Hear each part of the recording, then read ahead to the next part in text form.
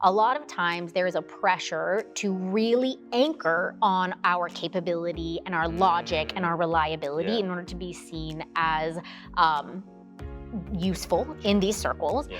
And a lot of us have sort of, really emphasized and anchored on them to the detriment or exclusion of really demonstrating the care Yes. that we want to demonstrate. Hello and welcome to the Leadership Launchpad, where we help technical managers improve themselves, their teams, and their organizations.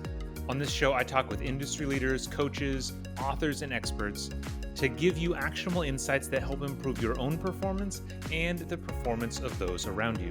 Today's show is one of a series that I recorded at the recent Association for Talent Development International Conference. If the video looks a little bit weird or the audio isn't as clean as normal, I do apologize. This was actually my first time recording out in the wild. Don't worry, I learned a lot, and so next time it'll be better. Our guest today is Alexis Gonzales-Black. Alexis is a partner and the org design practice lead at August Public. She led an absolutely amazing discussion group at the conference, and I wanted to sit down and chat with her immediately after that discussion. In today's episode, you can expect to learn how to identify if your team has problems with trust, what the important elements of the trust equation are, how leaders can build trust on their teams, and so much more. Before we get into the discussion, I do want to remind you to subscribe if this is your first time watching or listening so that you never miss a future show. And if you are already subscribed, then I humbly ask that you share this show with at least one other person, because that, after all, is how we grow. With that, let's get into the discussion. On that note, Alexis, thank you so much for taking a minute to be on the Leadership Launchpad. You just finished a presentation, so you're probably a little tired, so thank you. No worries, I'm happy to be here. I'm really excited so I got to see your presentation, and it was really interesting because really early on, you asked the question of what are the major challenges that you're seeing for leaders and organizations. Yes. I answered that with trust. I think I didn't see trust come up by anybody else, but it was the number one thing on my mind. It's a big thing we focus on. And then when you started talking, you said you work with a lot of tech companies, and the number one thing you see is challenges with trust and transparency. Yes. And I will say, even though trust didn't explicitly come up on the board when we asked, there were a lot of trust-related concerns. Yes. So there's a lot around engagement and ambiguity and all of the things that require trust in order to navigate were there. And even in the discussion, folks were saying, it's that sort of foundational issue. So even though it wasn't, the top of mind word for everybody, I saw all kinds of connections to trust in the work that we're doing around trust. Yeah, I couldn't agree with you more. And so I'd be interested when you're working with companies, kind of on that same note, because I don't think trust is usually the thing that people see. Yes. How do you see it manifest itself in the organization? And then how do you help the organization kind of realize that trust is the underlying issue? Yeah. Well, I gave in the session, I gave sort of two stories that are really concrete examples of where trust has been lost or compromised. The examples are, pretty ubiquitous, and there's all kinds of companies out there who are suffering with the same thing. So the first one I gave is trust with customers. So looking externally, right? And that could be because of a data breach. It could be because of a misstep or some sort of PR move that didn't land well. But what happens when you lose trust with your customers? The other one is sort of trust internally. So especially as leaders who are navigating a really difficult and sometimes volatile economic situation, we've had layoffs or reducing headcount or telling people you have to deliver the same thing but with fewer resources. And so we have all kinds of situations now in this environment where you're compromising on the trust that you've built. And we often say that trust is gained in drops and lost in buckets. So one of those missteps could really pour out your whole trust bucket, and now you're starting from scratch and wondering, are my people looking for other jobs just because of this new policy or because of this reduction in force or whatever it is. So there's all kinds of examples of how folks are experiencing breaks in trust. And a lot of times we strategize around the symptom. So like retention. Exactly. People are leaving. Yeah. How do we get people to stay? We pay them more. Exactly. And so we think about paying them more, we Yeah. think about competitive, and of course all that matters, Sure. but it also matters underneath all of that, whether or not they believe what you say and whether or not they believe in this company and trust this company. Yeah. And so that can be sometimes something we overlook and we look towards more, compensation based or bonus based ways to incentivize people. So a lot of times we're dealing with the symptom, but going under what we see under a lot of these is a real lack of trust. And do you mind if I define it really Please quickly? do, yes. So the way that I think about trust is I think about it, the first two parts of trust, I think about care, right? Demonstrating care for somebody. Yeah. So I think about these, the 4 factors of trust. Great. Care, and then I think about authenticity or transparency. So those are kind of in the first bucket of like, what is my intention when I interact with you? Am I demonstrating care for you as a human being? And am I authentic and transparent? So can you, believe that I'm telling you the whole truth? Do you believe that I'm holding on to information, or am I being really transparent around my questions or my concerns? So that's kind of around the intention. And then on the other end, we've got reliability and capability, or sometimes I call it logic, which is like, I trust you to be capable to do your job. Yes. I trust that you're logical in the decisions that you're making. And then also reliable. I trust you to do what you say you're going to do. And that's more about performance. So there's like intention and performance. And those 4 things together, they act together in concert, right, to create trust. If any one of them is missing, it throws the whole trust equation off. Right. So if you care deeply, and a lot of managers are in this, in this boat where, they might care a lot, but it's not translating, it's not getting across. They're not demonstrating that care. So even if they're incredibly reliable, they're capable leaders, if their employees don't feel cared for, it completely breaks the trust that could exist. So we often think about it in those 4 factors, and we ask folks, where are you overemphasizing? Where are you really strong? And then which parts might you have, but maybe aren't displaying enough in order to build the trusting relationships that you want. I love that. Yeah, I'm thinking a lot of times, especially when you're talking about layoffs and that kind of stuff, it can bring into such juxtaposition, like the values of a company, of what you say you stand for. Yes. And then in this moment, we're just going to fire everybody. And not, I mean, we're a family, but we're disposable. You're summing up. That is the bottom line of so many of the layoffs that have happened, which are people are stunned. They're walking away from their companies. I heard this from somebody recently who said, you said we were a people-focused company, but the layoff was so inhuman. Yeah. And it's not even laying off. I think people to a certain extent understand, the conditions in the case, but the way that the company goes through, are they demonstrating care in that transition? Are they demonstrating transparency to whatever extent they can? Are they demonstrating reliable, like you can rely on us to do what we say we're going to do? And are we demonstrating our logic and our capability, which is that we have the capacity to do this well? Exactly. And a lot of companies are falling short. Yeah. It's really similar to the discussion that was happening a year or 2 ago on a lot of return to work policies. And then it wasn't necessarily the policy that people were mad about of having to return to work. They just didn't feel like they were asked. They didn't feel heard. They didn't know how it all happened. Right. And so it was just thrust upon them. Absolutely. Yeah. When you're dealing, so that's a lot at the higher organizational level. When you're dealing with, mid-level managers, frontline managers, of that kind of trust quadrant, do you see typical places where people are stronger or weaker? Is it kind of across the board? I do see typical places. I think, something happens when, let's say you were an individual contributor and you were great at your job and you then cross over into a management position.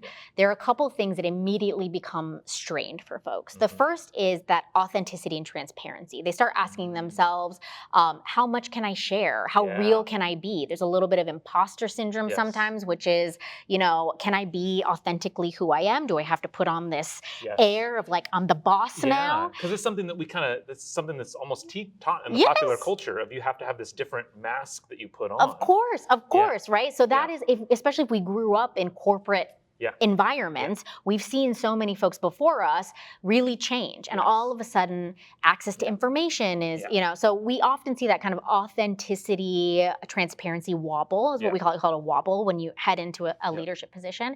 And then also, I think predictably, as you get higher into the organization, we see care sometimes as a wobble. And especially, and I'll bring this up, as a woman working in tech industries, a lot of times there is a pressure to really anchor on our capability and our logic and our reliability in order to be seen as useful in these circles. Yeah. And a lot of us have sort of, really emphasized and anchored on them to the detriment or exclusion of really demonstrating the care Yes. that we want to demonstrate. And so especially at the higher levels and especially for women, we see that folks tend to wobble around that care. I can see that. Yeah. And I think it's also kind of like the end of a decades-long push of kind of taking like, the industrial era Taylorism and putting it into the white-collar sector or the technology sector of it's all about results. It's all about the work. And we just kind of suck a lot of the humanity out of it. And we don't spend enough time talking about how important it is to connect as individuals. Absolutely. In order to achieve the work. Yes, and that's important to say because I think people think about it as, well, I'm trying to get the job done, but the reality is that unless you have strong trust on your team is not going to be effectively moving as a unit, right? Because there's going to be sabotage and back channeling and all of the things that happen in team cultures where there isn't high trust, and you're going to end up creating a lot more noise that actually blocks you from achieving the thing you're trying to do. So by using that transparency, by demonstrating that care, you can actually help your team work more effectively. Exactly, I 100% agree. So it sounds like you've spent a lot of time working with kind of those new managers stepping up into roles, and you did a great job in your presentation of kind of clearly you have a lot of like clear frameworks and actions, for people to follow.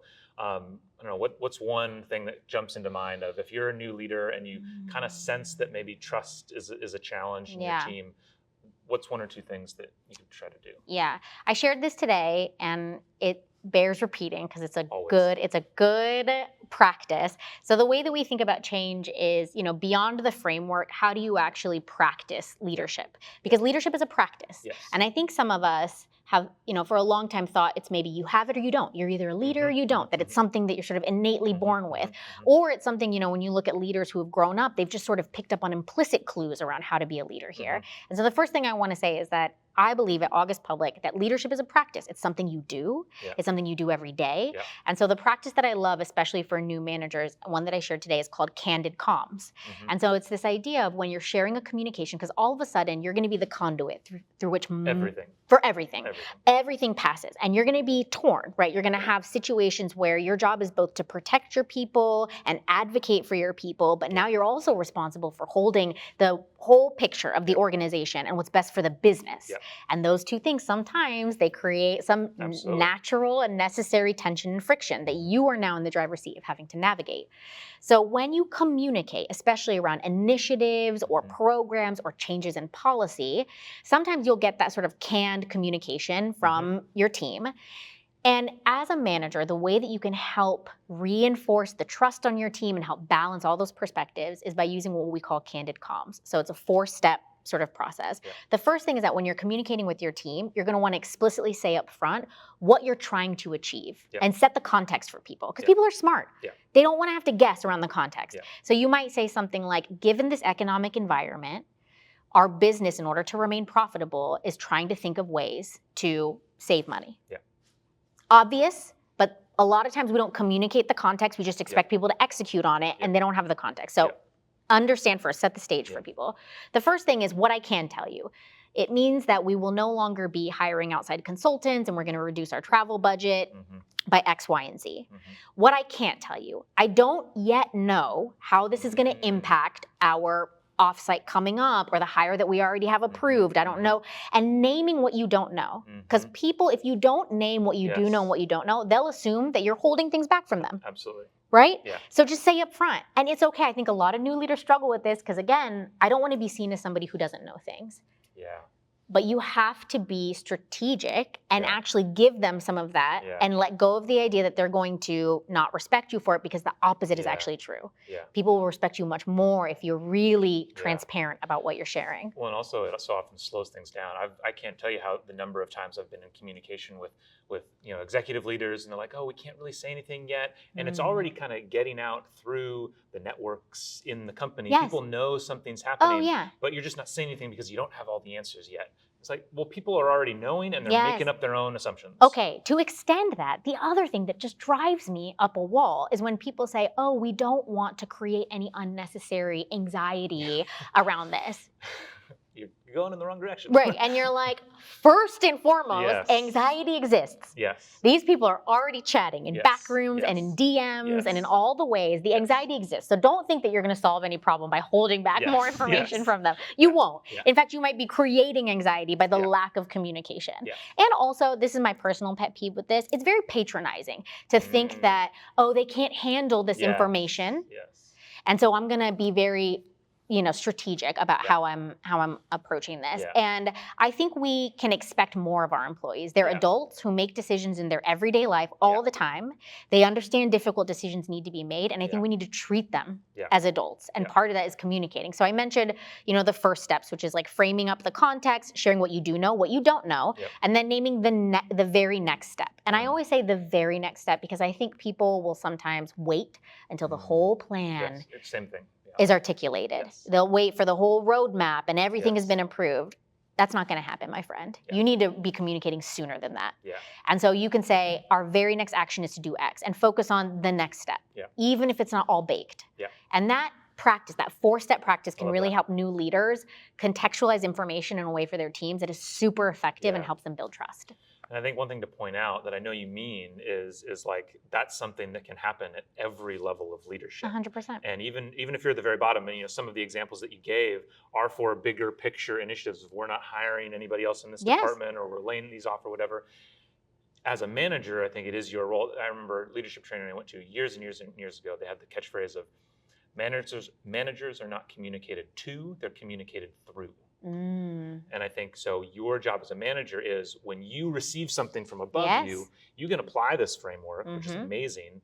And chances are in a lot of organizations, you're going to see holes. Yeah. And that's your opportunity to be the manager, to Yeah. be the leader and say, okay, I'm going to go find out what this information is. I'm going to ask a quick question, Mhm. not waiting too long, Yeah. but try to fill Yes. in these gaps. Yes. So that you're So that giving a your complete people- picture. Exactly. Yes. Yeah. And you're also building partnership with your team in that moment, saying Yes. like, you're with us on this journey. Yes. And it's not all thought out because the moment when leaders try to pass themselves off as all knowing, Yeah. that's when we get into sticky situations where you can't keep that up but for so long. When things are changing, you're going to have to admit at some point, look, the future is not totally clear. You're Yeah. going to have to stick with me here. We're going to have to learn together. Yeah. And I think you inspire that by that kind of reliable cadence of Mhm. communication that feels really transparent and really human. Yeah. You're bringing them along for that journey. Yeah.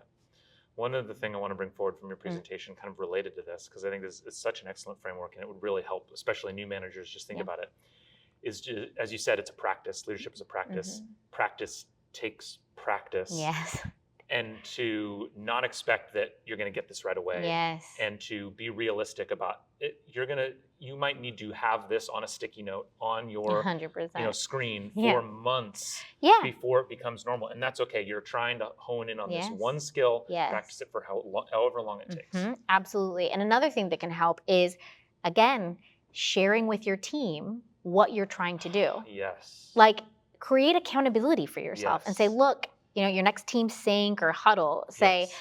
I realize there's a lot coming through right now, and I'm going to Yes. try this approach of candid comms where I'm sharing Yes. more context with you. I'm sharing what we do know and don't know. And here's the practice. If any of you see me skipping over this, I want to give you all Yes. permission to Yes. hold me to this, raise your hand, nudge me, poke me, Yes. and say, look, you promised you'd share X, X, and X. Yes. And so, again, enlist your team to help you. Yes. They want you to be a good leader. Yes. Yes. Right? For their 100%. own sake. Yes. So yeah, that's another great trick. Yeah, for any leaders watching, listening, if you're going through any kind of training, you're reading a book, you're doing self-study, whatever it is, I couldn't recommend that Yes. more because it can be, I know I've made this mistake as Yeah. a new leader of you think about, you read a book and you're like, oh, this is a great idea. And you just go in and you start doing all these Yes. things. And a lot of these things, a lot of these frameworks, the one that always comes to mind is when you're learning how to do active listening. Yeah. And they always say, so after somebody says something, what do you say? You say, so what I hear you saying is, and that's really awkward. Yeah. But that's the point. It's meant to be a drill that gets Yes. you closer to Yes. a new type of behavior. That's right. And so it's not meant that you're going to say that forever, but Yeah. it's a crutch to help That's you right. get there. But if you don't prep your team ahead of time to expect this, it's going to seem They're really like, weird. what's wrong with Matt? Yeah, exactly. He's acting like an alien. Yeah, Yeah. I think that's fantastic. Awesome. Yes. So tell us a little bit more about your group, what you Yeah, so August Public is an org design and development firm. We are focused on helping leaders transform the way that their teams and organizations work. And like I've said a few times here, we really focus on practices, everyday practices. And so this is beyond the workshop, beyond the training or the learning moment or the moment that you read a book and you think to yourself, like, isn't this cool? I've got this incredible idea. How do you actually translate that into everyday habit and practice? Better every day.